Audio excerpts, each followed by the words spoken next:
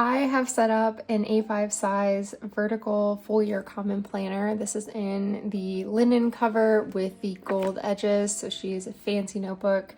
And I've done something a little bit different. When I picked this notebook up, I intended on using it purely for journaling and memory keeping for 2025. And well, that end of year, I want everything in one place bug bit me. So I've actually set this up as a planner and a journal to try and consolidate everything really similarly to how I used a Hobonichi cousin in 2019. So we'll see if this sticks. I find end of year me and mid year me are two completely different people. So this is definitely catering to the end of year me more so than mid-year me. But if you're just joining in, hey, my name is Lindsey, and if you have seen any of my previous videos, I like to do multiple planner setups for a calendar year. My overall planning system is relatively robust. I haven't done any significant changes to how I plan and how I move information around, collect it, gather it. My routines around making through things don't slip through the cracks really hasn't changed over the last several years. So I like to use multiple planners as sort of a creative outlet tool for myself. So I have a Hobonichiweeks that I'll use when I crave something smaller. My trusty pocket rings are set up and will be carrying with me into 2025 when I want more of an on-the-go setup. So this is my newest experiment and I had a lot of fun putting this together, so let's flip through it today. A little bit of a jump scare warning. This is a bit of a Frankenstein situation when we get to the notes pages. I'm planning on taking this with me. Today is the 22nd of December and I'm going to be gone through the first week of 2025 and I don't want to pack multiple things. So I'm bringing this in my pocket rings and we're gonna hope for the best. So right now I don't have it in a cover, but I do have a clear cover that I'll slip it into. I just don't like the glare for filming. I've got a Polaroid that I've washi taped on the front. This is Hyunjin of Stray Kids. And on the inside we have Felix, who is my bias from Stray Kids. I did a little bit of decorating in the front cover. This is some craft sticker paper. I've got a sticky notes for my running shopping list, a couple stickers that represent a couple goals that I have for the year. I found them on Pinterest. I've got a paper clip in the front just so I can keep a pencil board in here. I've got some sticky notes from Daiso that I use almost like an inbox. On the back side, I never know what to do with this page because it's kind of glued together. I decided to print out the two infographics I get from Reddit for Stardew Valley. I'm just now realizing that this is crooked, so I'm going to have to take some undo to that because that's going to drive me crazy for a year. But I never use this page and I like having this at the front. I've referenced these often, so I thought it was a good place to put them. A couple more sticky notes from Daiso, page 5 from 3M. This sticky note might be an advent spoiler, I'm sorry if so, but it's from Randy.plans. I've got a clear folder from Traveler's Company, and then I got a new tea kettle with a gift card for work, so need to register that, so I'll just get that in there for now. At the year at a glance, the only functional way I use this is I underline my paydays in pencil. I'm not sure if the camera will pick it up. It's pretty early morning as I'm filming this, but I'll also put down stickers just to indicate as we pass time through the month. So I put down one for January just to kind of show you what that would look like. Usually I would do that at the end of the month. These little Shiba Inu stickers I got from Daiso, so I thought they would be kind of a fun pop of color. I'm kind of feeling these brighter, more vibrant colors than I normally do in a setup. And then I've washi taped the Planner Contentment Bingo. This is a freebie on my shop, The Ghosting Pen. I'll have it linked down below if you'd like to check that out. I have a planner hopper version as well from 2024, but this year I thought we would switch gears a little bit. So there's some fun things like leaving a page blank, repurposing an old notebook, 30-day streak.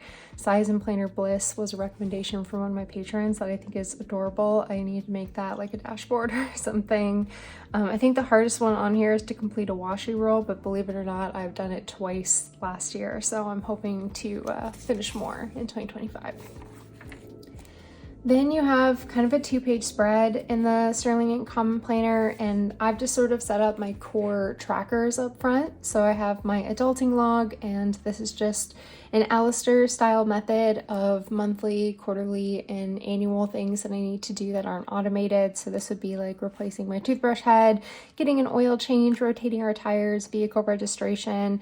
I note when my annual doctor's appointments are, when I renew my prescriptions, and then some financial stuff. So when we pay our taxes, do a Roth distribution, and then when I pay taxes for the shop as well. I have a check register where I'm tracking my low buy. I'm doing a stationary low buy for 2025. That's kind of a Patreon side quest, so I'm not going to talk about that much over here, but if you do want to follow along with my low buy, I will be doing regular updates over on Patreon.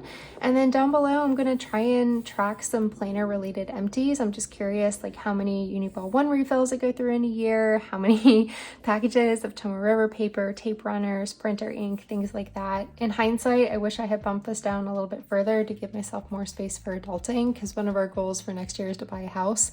So now I want like an adulting version, but for the house, because I just don't know yet, but I'll make a spread later, I guess, when we get there.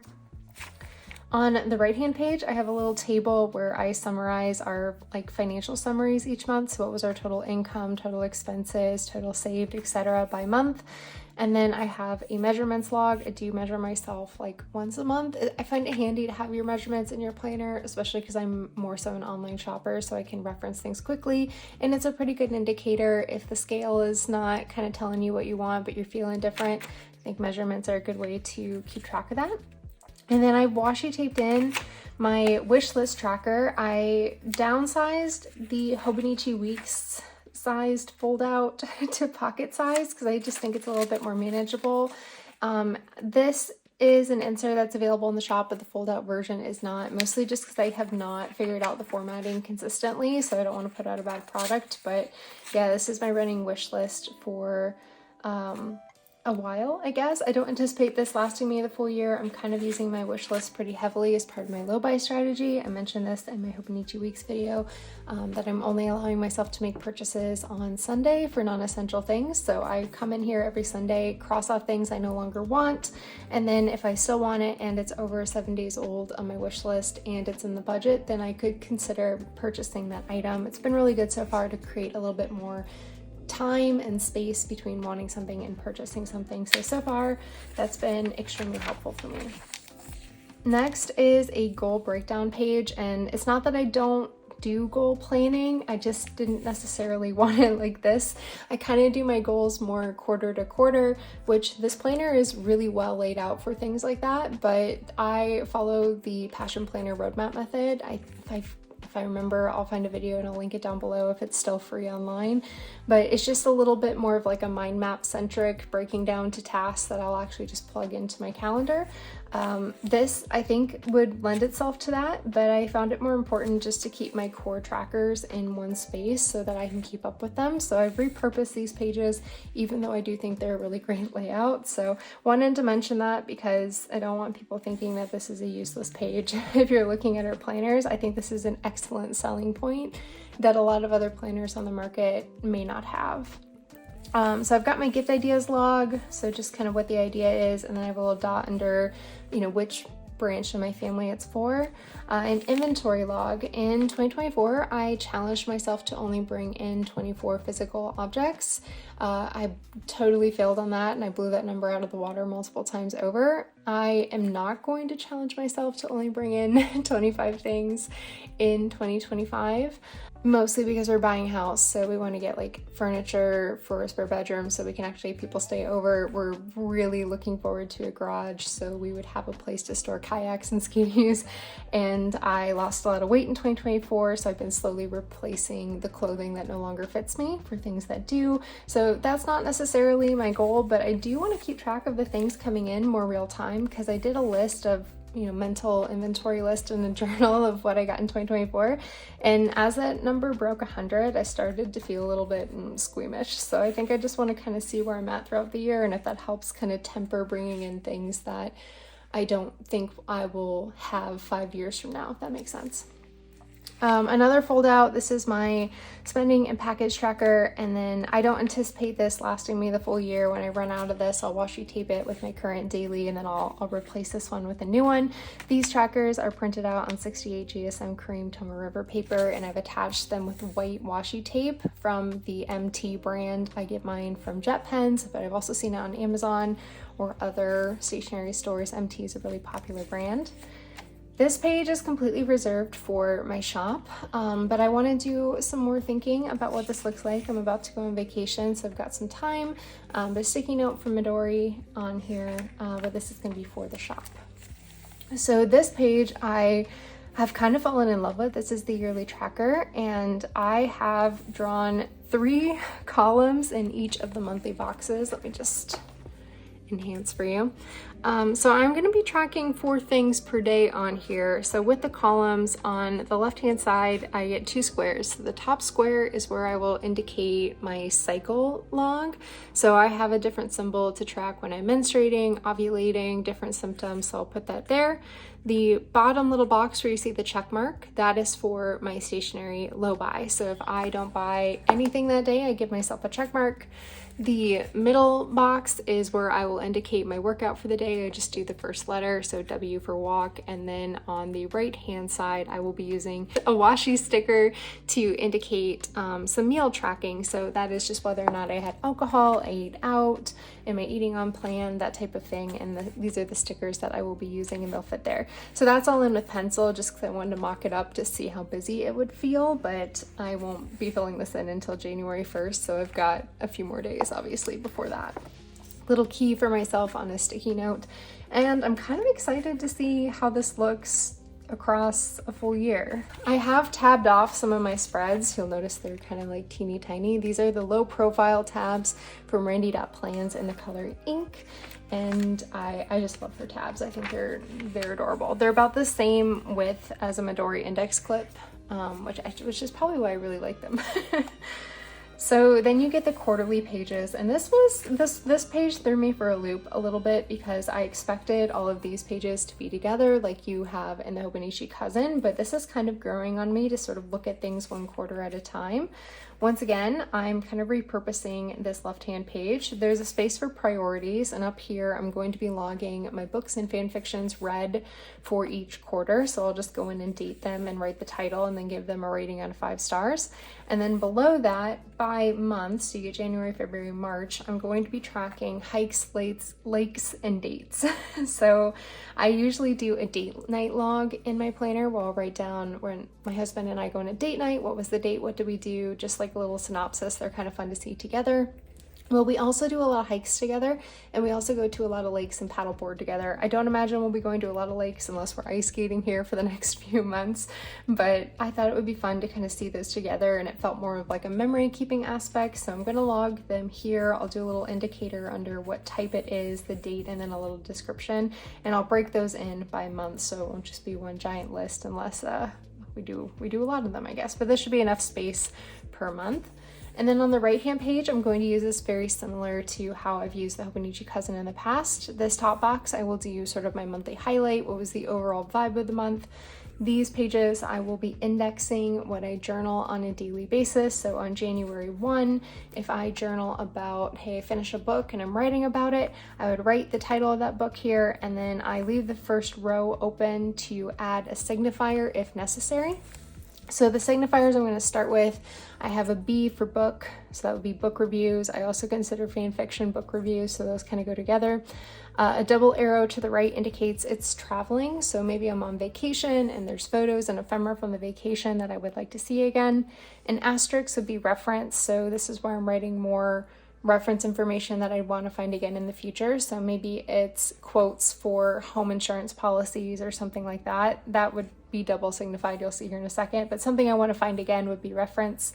A little heart indicates there's photos, so this would be maybe like I took a photo with friends or something, so it's like a photo of people.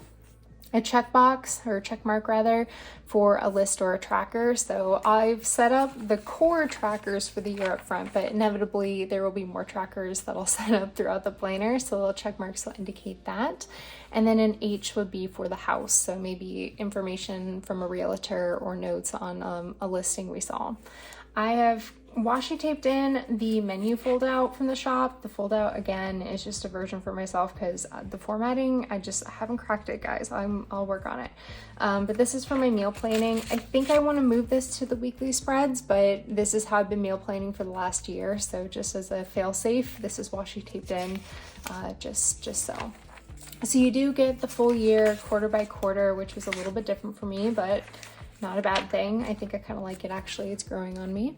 And then we have the monthly spreads. So I set up December just to kind of mock up what it looks like. I'm gonna do my mood log in this corner over here, my big projects for the month. There is enough space for me to do like a 1 through 31 day habit tracker for 5 habits. I'm not sure I'll do that or not, but I did leave it in pencil just to see how I feel about it. And then otherwise, events, appointments, travel, a little bit of memory keeping. This sticker is from Megan Rhiannon, by the way. And then here's what January looks like. I have pre-filled in my appointments for the year because I do want to functionally use this as a planner. I'll probably still keep my pocket rings in the mix as my on-the-go sort of wallet calendar and purse, but we're gonna go back and see if we can do this. So following the monthlies, this is where we kind of get into the experimentation phase. I photocopied a week in June on cream Tomow River paper because that's all I had, and I've just kind of washi taped this in here poorly so that I could use this for this upcoming week and then not have to bring 2 planners with me. And this was kind of my mock-up trial of what I want my weekly spreads to look like. At the top section, I'm kind of drawing a line around 9:30–10, and then I do date-specific tasks and events at the top, a little mini mood log, my running to-do list for the week, a mini habit tracker, and then the middle section I'll just kind of use as needed. I've been toying around doing my meal planning kind of over here. I've added the weather this week because we're traveling, a couple stars to indicate holidays and a birthday, but the idea would be just use this as needed. I am a daily planner first and foremost, so this is really more of like a dashboard. So if there's notes for the week, like I'm just thinking we've got a ski lesson on Thursday, so I'm gonna come back in and just like dump out all the confirmation stuff that I need and like a prep list that would go in here. But otherwise, I think I'll just use it for a little bit of journaling and memory keeping. If I have extra photos from the week, I can put those in here and just kind of start to collect them together. So this is meant to be sort of a messy dashboard for me week over week. I don't know if I'm going to keep these in here after this week, so they're just kind of removable at this point, but I thought it was kind of a fun experiment to kind of mock the layout up. So I did tab the weeklies just on this very first weekly, and then otherwise I'll use a Midori index clip to get to my current week. This is what the first week of January will look like. As part of my overall planning system and routine, I typically break in a month at a time. So I've gone through and just sort of put in the birthdays and holidays for the month of January ahead of time. And then I'll do the same thing the last week of January. I'll sit down and kind of break in February just to move things from my monthly and kind of get them in the weekly spreads.